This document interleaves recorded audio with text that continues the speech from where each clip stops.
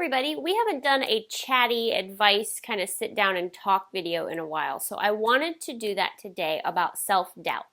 When I did the video on the 10 secrets to becoming a professional dancer, one of the things I said is you can't be the one that shrinks in the back of the room. You can't be the one that has doubts. You have to be confident. You have to put yourself out there. And a lot of you commented, especially with Nutcracker performances coming up, that you are struggling with self-doubt. So that's what I want to talk about today. Give you some, tips and kind of hash it out with you that maybe you can move past it, because it really is important. When that director or the casting people come in the room or you're at an audition, you have to be seen to get the job. You have to be seen to get the part. And I see so many dancers just shrink back or be a different dancer in class than they are on the stage, or a different dancer every day than they are in the audition. And it's so important to have the mental side of dance. So you really need to learn how to get past that. The thing I always say in master classes, if you've taken classes with me, one of the analogies I use is, do you remember why you started dancing when you were little? You know how little kids are in class and they're like, wee, and oh, and turn and dance and joy and hi, mom, that kind of stuff. Then you get to an age where you start to realize how hard it is. You start to realize what it should look like, and you start to think, okay, I'm not perfect. This is wrong. Arms, head, legs.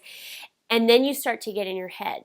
The easiest way to get past self-doubt is to remember the joy you had as a kid, whether or not you danced as a kid. You know how kids just kind of have that rosy view on life? They don't know the problems of the world yet. They don't know how hard something is. They just do it to have fun. Start remembering that in your class. Start remembering that when you're going across the floor, doing a waltz combination. Remember the joy. That's why you're there. If you hate it and you're miserable, please get out now. You know what I mean? It's just too hard to do if you're miserable. So when that director walks in, when you go to that audition or whatever situation you're in, when you're on the stage during Nutcracker, remember the joy you had as a kid. And that will help you like nothing else.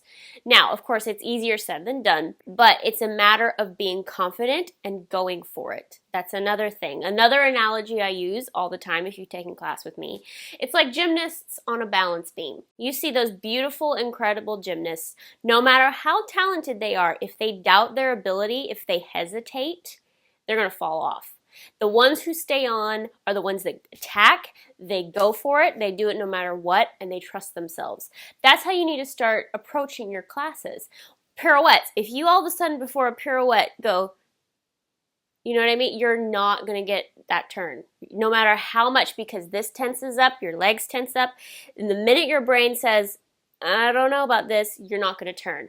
Go for it. The worst that can happen is you fall. I mean, you're probably not going to really hurt yourself in a pirouette. You know what I mean? The worst that can happen is you fall out of it and you try again.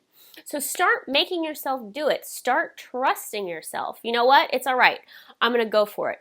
Because if you don't start going for it, if you don't make yourself do it, it's never going to happen.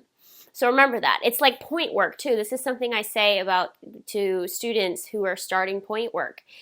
If you hesitate, you're going to pull back in the shoe. You're not going to be able to balance. Everything's going to be tense. Point work is about going for it. Go to that PK. Go for that pirouette. Trust your technique. That's another thing. When you're in the audition, when you're on the stage, you've trained for this. You've rehearsed for this. You know what I mean? You don't just do a performance with no rehearsal. The rehearsal is so you can enjoy the performance. So trust your training. Trust your technique. It's not going to be perfect. It never is. If you have a perfect show, goodbye. Give it up because it's all downhill from there. And your teachers know that. Your directors know that. So know it's not going to be perfect and trust your training. That's why you're in class day in and day out. That's why you dance 5 to 6 times a week. That's what, you know what I mean? You have trained for that audition. You have trained for that rehearsal. So tell yourself that. I'm prepared. I'm ready for this. And it's not going to be perfect, but I want to have fun with this. I want to enjoy the performance and not be constantly, get to the end of the show and go, you know what? I really didn't enjoy that. Remember that kid that you were when you first saw the ballet, when you first started taking dance class. They run across the floor, they skip around, they might turn the wrong direction, but it doesn't matter. They're having the time of their lives. You know what I mean? Kids go for it. They run, they jump, they leap. So you need to remember that once you get older and once you start doing things. Yes, you know what it should be like. Yes, you know the proper placement and you know exactly what you need to be doing, but don't lose the joy of why you did it in the first place. So when you have your Nutcracker performances coming up, if any of you have self-doubt on the stage, something I also say all the time, and I talked about this in a recent podcast episode, 90% of the audience has no clue what an arabesque is, what a tendu is, what a pirouette is. They are not going to know you messed up unless it shows on your face. You know what I mean? If you do something wrong, own it. You hear me talk in my commentary videos all the time about, oh, I was off my leg there, so I did something else. Oh, I did this wrong. Oops, that was a mistake. But one of the things I was really good at is pretending like I meant to do that. I was really good at saving things. So even in the latest Romeo and Juliet one, there was an arabesque. There was a step. I was supposed to be an arabesque, but I was off my leg, so I just did a susu. It's okay. You know what I mean? So if you own it and you say, I meant to do that, they are not going to have a clue. And you're going to give a beautiful performance and it's really not going to matter. But if you mess up and you look around and it shows on your face, that's when they know. They don't know the choreography. The only people that know the choreography are your teachers. You know what I mean? Sitting in the audience. And typically then, they're not going to be upset with you. Believe it or not, the teachers and the audience are on your side. Speaking from a teacher's point of view, speaking from an audience member, somebody who's done auditions, who has given auditions, I want you to do well. I'm not sitting there going, you know what, I hope she falls out of her pirouette. And you've heard me say that before. You know what, I really hope that when she goes across the floor, she looks terrible. No, I'm on your side. I want to see good dancing as the teacher, as the audience member, as the auditioner. I am on your side. I might have to give you some criticism or, give you some corrections and say, well, you're not the right fit for us, or, next performance, can you do this a little bit better? Or, correct you in class because I'm trying to help you. I'm not correcting you for my benefit. I'm correcting you for your benefit. So they are on your side. The teachers, the auditioners, they're on your side. They're not sitting there going, all right, let's see how terrible these kids are. You know what I mean? When I've given auditions, I'm sitting there like wanting you to do well. So don't view it as they're going to hate me. The audience hates me. My teachers hate me. They're on your side. They want you to do well. Just like that audience for Nutcracker, they want to see you do well. So don't feel like everybody's against you, especially in a performance like Nutcracker. Nutcracker is magical. Nutcracker is a fairy tale. People in the audience don't buy their ticket saying, you know what, I hope this is a really bad show. So think about that next time. If you get stage fright, if you get a little bit nervous, they're on your side. They want to be transported. They want to see the beauty. They don't want to know about the other stuff. They don't want to see it on your face if you mess up. Do something different. Own it. They're not going to have a clue. And this other thing, this is something you've heard me say before. Nutcracker, 9 times out of 10, is someone's first ballet. It was my first ballet I ever saw. Most people, when they're little, I go to the Nutcracker. Oh, what's the first ballet you should go to? Go to the Nutcracker. Remember, there is a little child in that audience who it's their first time. So do it for them. Dance it for them. Transport them to the land of sweets. You know what I mean?